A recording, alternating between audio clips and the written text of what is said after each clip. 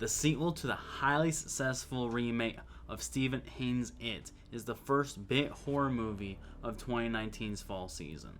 The horror elements weren't great, but a major problem I had with the film was the fact that it's 3 hours long and it really wasn't about what I thought it was going to be about.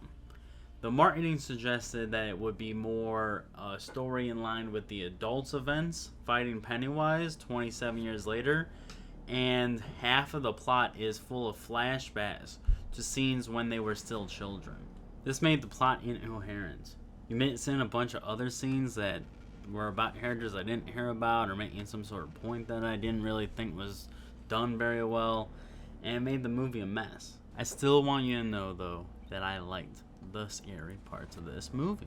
Much like the first film, the hardest things to watch in this movie were the real things, like domestic abuse, hate crimes, heartbreak, insane people doing insane things. I mean, the other stuff was plenty scary, don't get me wrong. However, in my opinion, it leaned too hard with this.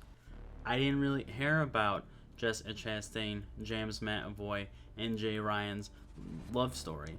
Bev, Bill, and Ben weren't appealing to me in the first movie, and they're still not appealing to me.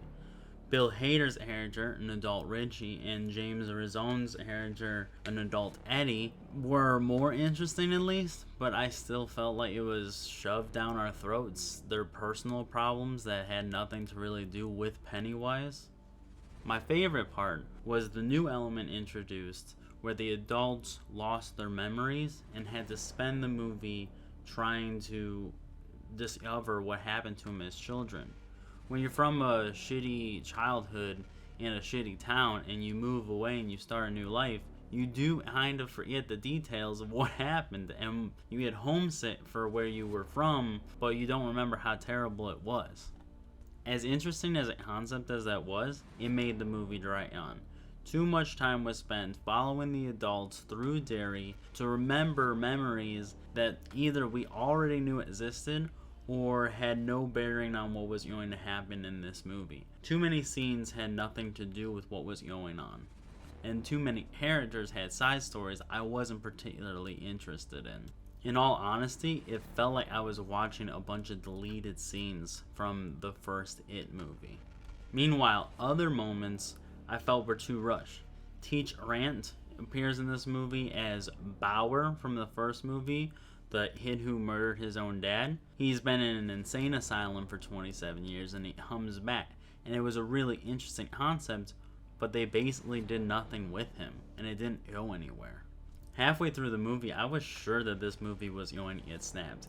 It was interesting and it had good scenes, but it was dragging on for way too long. Then, the third act happened. But I would put up with all of that again for what happens at the end of this movie. Bill Skarsgård is amazing. His interpretation of Pennywise, I'm going to say it, is better than Tim Curry's. I know I'm not going to get a lot of fans from this. I said it in my review of the first It movie, and I'm going to say it again. Pennywise makes this movie. The final act of this film is just crazy, mind-fucking, trippy, nonsense horror scenes. It's great. I almost wish the entire movie had this level of dedication and budget to it. There's an extra element I love with Stephen King having this meta joke throughout the movie that he's not capable of making a good ending to a film, and I think having this movie have such a phenomenal ending was an extra benefit to that joke.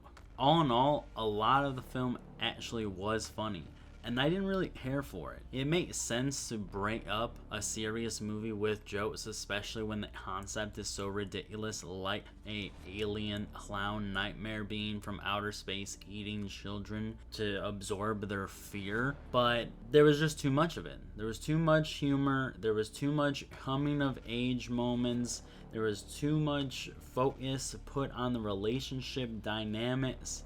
It really just wasn't that great of a movie when you take away the main antagonist. The thing is, the antagonist was great. So even though I want to snap this film because there was so much I didn't like about it, Pennywise was the saving grace. So I will use one of my 6 Infinity Stone saves, and this movie will survive the Snappening even with all of its flaws. At the end of the day, I just like seeing kids get eaten by clowns.